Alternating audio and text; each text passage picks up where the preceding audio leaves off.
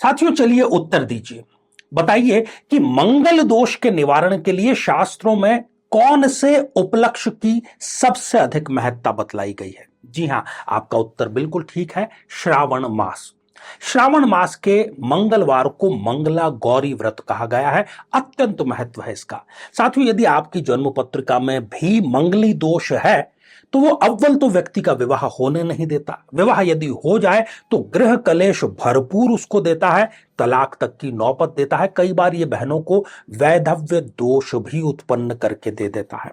यदि आप भी मंगली दोष से पीड़ित हैं और तमाम तरह के उपाय आप कर चुके हैं तो 18 जुलाई श्रावण मास का ही ये मंगलवार है। इस दिन मंगल शांति अनुष्ठान के लिए हम मंगल चंडिका स्तोत्र का पाठ कर रहे हैं। आपके विशेष रूप से नाम से किया जाएगा ताकि सीधा लाभ आप तक पहुंच जाए। तो इसमें अधिक से अधिक संख्या में आप भाग लें, इसका लाभ लें और अधिक जानकारी के लिए आप नीचे जो साथियों, आपने ये सुना तो जरूर है कि आपका शरीर पंच महाभूतों से बना है। आइए इसको बड़ी आसानी से समझ लेते हैं। पृथ्वी पहला तत्व है। आपके जब शरीर में आयरन कैल्शियम की कमी होती है, ये मिनरल्स ही तो है जिसका कि हम सेवन करके उसको पूरा करते हैं। अग्नि, इस प्रकार की जठराग्नि हमारे शरीर में है जो पाचन तंत्र में सहायक होती है। क्रोध के समय भी वो अग्नि प्रज्वलित होती है। जल, तो 75% जल ही है हमारे इस नश्वर शरीर का हिस्सा। वायु, कई प्रकार की वायु है, समान, प्राण, व्यान, इस प्रकार की कई प्रकार की वायु हमारे शरीर में है। और आकाश का अर्थ होता है अवकाश, अर्थात खाली स्थान। खाली स्थान शरीर में है तभी तो हम भोजन लेते हैं, श्वास लेते हैं, कुछ पीते हैं। तो इस प्रकार से ये पंच चीजें हमारी बॉडी में ही रहती हैं।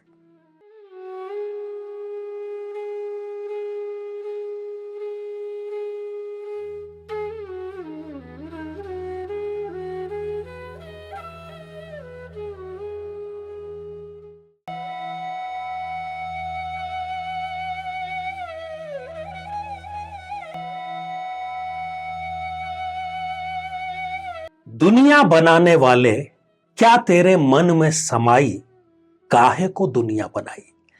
बॉलीवुड का एक पुराना और बड़ा ही सुंदर मुकेश जी के स्वर में यह गाना है। इस गाने की जो अप्रोच है वो फिलोसॉफिकल है, दार्शनिक है। पिछले एपिसोड में हमने एक चर्चा के दौरान यह भी कहा था कि पशु में और मानव में क्या अंतर है। कई प्रकार के अंतर है, कई प्रकार की समानताएं भी है, परंतु जो सबसे बड़ा अंतर है साथियों वो ये है कि जब मनुष्य ये सोचता है कि इस सृष्टि का निर्माण क्यों हुआ, क्यों मेरा जन्म हुआ, इस प्रकार के जब क्वेश्चन उसके दिमाग में आते हैं और वो उनका उत्तर खोजने लगता है, इस प्रकार की जिज्ञासा आती है, तब हम कह सकते हैं कि ये वास्तव में मनुष्य है। साथियों, आज के इस एपिसोड में बहुत आसानी से एक लेमैन के लिए हम ये बतलाने जा रहे हैं आपको कि इस संसार का निर्माण क्यों हुआ है, कैसे हुआ है।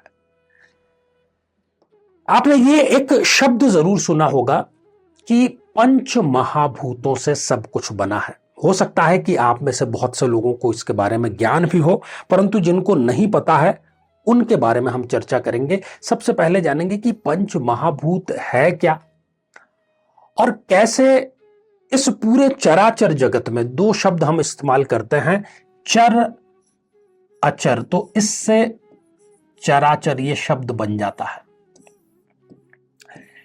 जड़ और चेतन।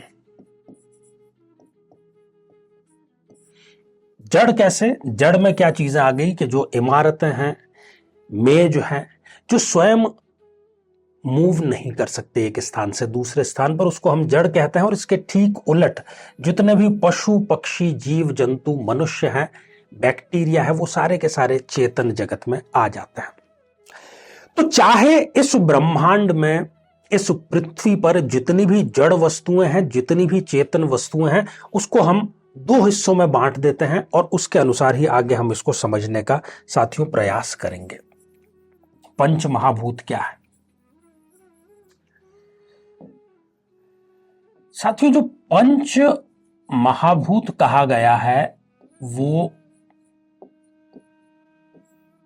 सबसे पहला पृथ्वी को कहा गया है। पहला जो हम इसमें समझते हैं कि पृथ्वी पृथ्वी इस ब्रह्मांड का ही एक हिस्सा है।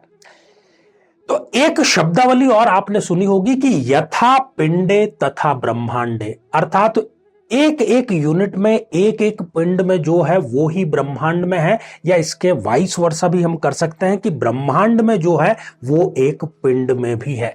ये एक यथा पिंडे तथा ब्रह्मांडे,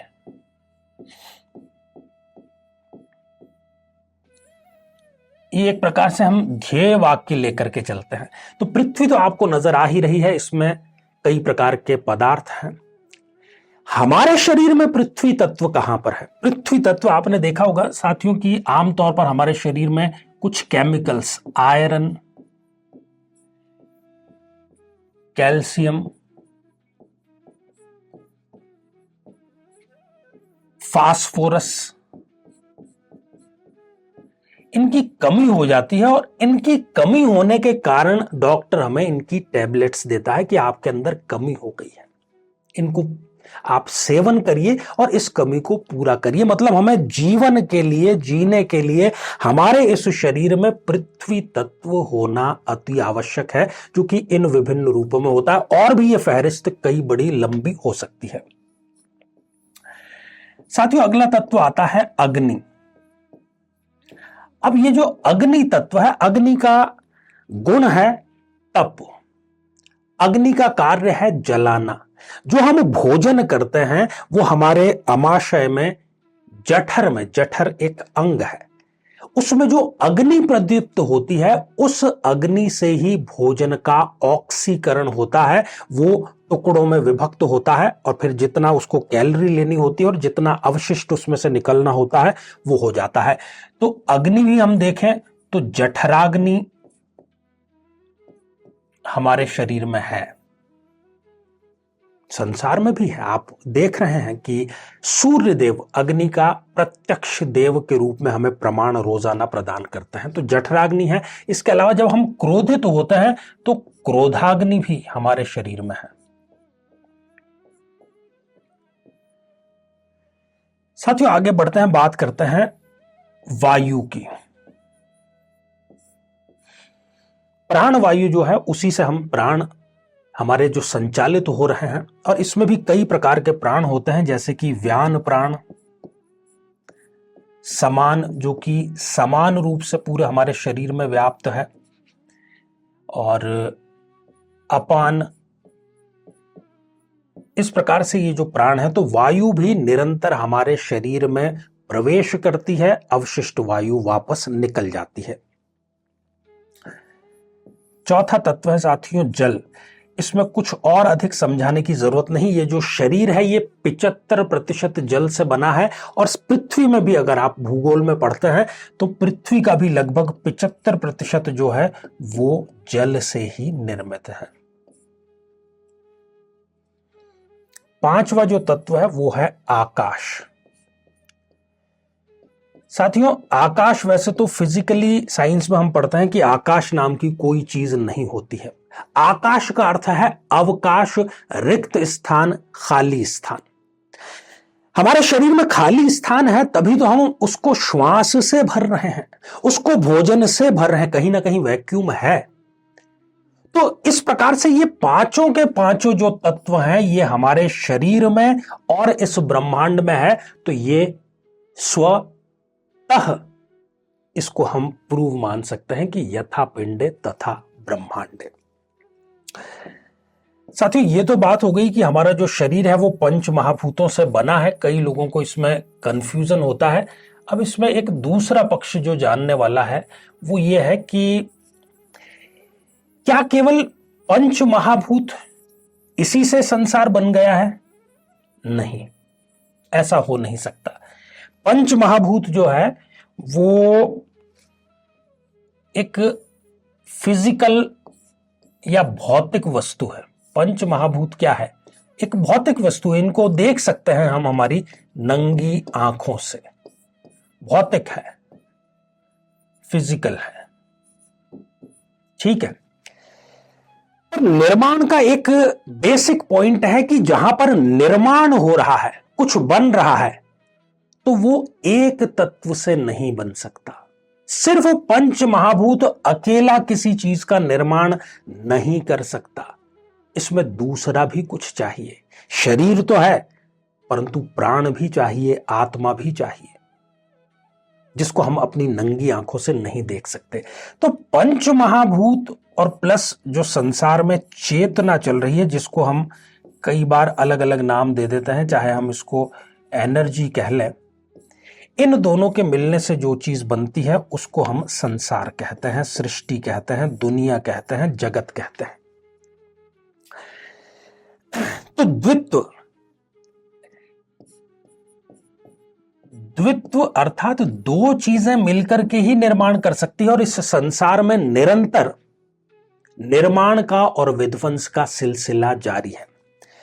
अब एक जैसे हमने शरीर की बात की, तो शरीर में ये पंच महाभूत तो हमें समझ में आ गए, परंतु जो चेतना है, जो आत्मा है, वो कैसे है?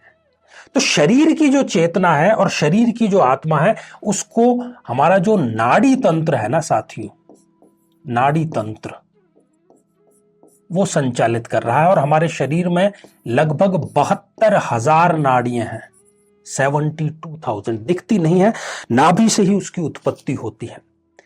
जो आयुर्वेद में नाड़ी परीक्षण का एक तंत्र है, ये मैं इस नाड़ी की बात नहीं कर रहा जिसमें कि रक्त संचालित हो रहा है, प्राण, जिसमें प्राण संचालित हो रहा है, उसको हम नाड़ी कहते हैं। तो पंच महाभूतों और इस नाड़ी तंत्र या चेतना तंत्र जिसको हम कह लें, इन दोनों से मिल करके ही हमारा जो शरीर है ये बना है, और इनसे ही मिल करके अर्थात तो पंच महाभूतों और चेतना, इससे मिलकर के ये संसार बना है। इसलिए हम बार बार यथा पिंडे तथा ब्रह्मांडे कहते हैं। जब कोई व्यक्ति मर जाता है साथियों, तो उसको उसकी धार्मिक आस्था के अनुसार उसका जो अंतिम संस्कार है वो किया जाता है। चाहे उसको अग्नि को सुपुर्द कर दिया जाए, चाहे फिर उसको दफना दिया जाए, चाहे फिर उसको पारसी जो धर्म है वो उनको पशु पक्षियों के खाने के लिए अपनी मीनार पर वो ले जाकर के समर्पित कर देते हैं, उनकी अपनी आस्था है। तो वो जो शरीर है वो वापस पंच महाभूत में मिल जाता है, और जो आत्मा है, जो चेतना है, वो अपने कर्मों के अनुसार आगे चली जाती है। हो सकता है कि बहुत बड़ी पुण्यात्मा हो तो वो मोक्ष को प्राप्त हो जाए, और नहीं तो फिर इस संसार सागर में वापस वो जन्म ले लेती है अपने कर्मों के अनुसार। और साथियों, ये दोनों एक दूसरे के पूरक हैं। पंच महाभूत जो है और चेतना, ये दोनों एक दूसरे के पूरक हैं। पूरक कैसे हैं कि जैसे हमारा जो शरीर है ना, शरीर पंच महाभूतों से बना है, और जो हमारी चेतना है वो अभी हमने कहा कि प्राण या नाड़ी तंत्र इससे संचालित है। तो मान लीजिए कि हमें शरीर का एहसास कब तक है, हमें जिंदा रहने का एहसास कब तक है? जब तक कि प्राण चल रहे हैं, और जब तक प्राण चल रहे हैं तब तक ही वो शरीर जीवित है, और जब तक शरीर जीवित है तब तक हमें अपनी आत्मा, अपनी चेतना को एक्सीलेंस तक ले जाने का अवसर मिलता रहता है, प्रति पल मिलता रहता है। और यही विज्ञान है। तो आज के साथियों इस एपिसोड का जो मुख्य हमारा बिंदु था वो यही था कि ऐसा प्रश्न कई बार हमारे जीवन में आता है, सोचते हैं, मनुष्य होने के नाते सोचते हैं, जिंदा होने के नाते सोचते हैं, जीवित होने का प्रमाण है इसलिए सोचते हैं कि सृष्टि जो है वो आखिर बनी कैसे है। तो वो इन दोनों के संयोग से ही बनी है। अब एक बहुत बड़ा प्रश्न है कि बनाई किसने? परमात्मा ने, परमेश्वर ने, ब्रह्मा ने, प्रजापति ने? हर एक धर्म का अपनी अपनी इसको लेकर के व्याख्या है, परंतु मुझे जो सर्वाधिक वैज्ञानिक व्याख्या लगती है साथियों, इस पूरे के पूरे संसार को एक, चलिए मैं जब भी अक्सर हम कोई बातचीत करते हैं, वक्त ही ऐसा आ गया है, वक्त सारे घाव भर देगा, वक्त जो है ये सारा का सारा खेल वक्त का है, समय का है। साथियों, ये जो समय है ना, जिसको हम काल कहते हैं, इसके बड़े व्यापक अर्थ हैं। तो ये जो काल है, काल ही निर्माता है, काल ही हर चीज का निर्माता है। ये जो पृथ्वी है, आप साइंस को पढ़ लीजिएगा कि ये कई कई बार, सैकड़ों करोड़ों बार वापस बन चुकी है। प्रलय आता है, पहले डायनासोर का काल था, उसके बाद में आदि मानव का काल आया, अब आगे और न जाने कौन कौन से काल आएंगे। तो ये समय ही करता है सब कुछ। समय हर चीज का निर्माता है, समय ही हर चीज का विध्वंस करता है। तो काल जो है, इसीलिए कालों के जो काल हैं, महाकाल, महादेव शिव। साथियों, तो इसको हम थोड़ा सा वैज्ञानिक ढंग से आज समझ रहे थे, इसलिए हम ये जानने का प्रयास कर रहे थे कि आखिर जो सृष्टि है वो किन पदार्थों से बनी है और किससे बनी है, इसका निमित्त कारण क्या है।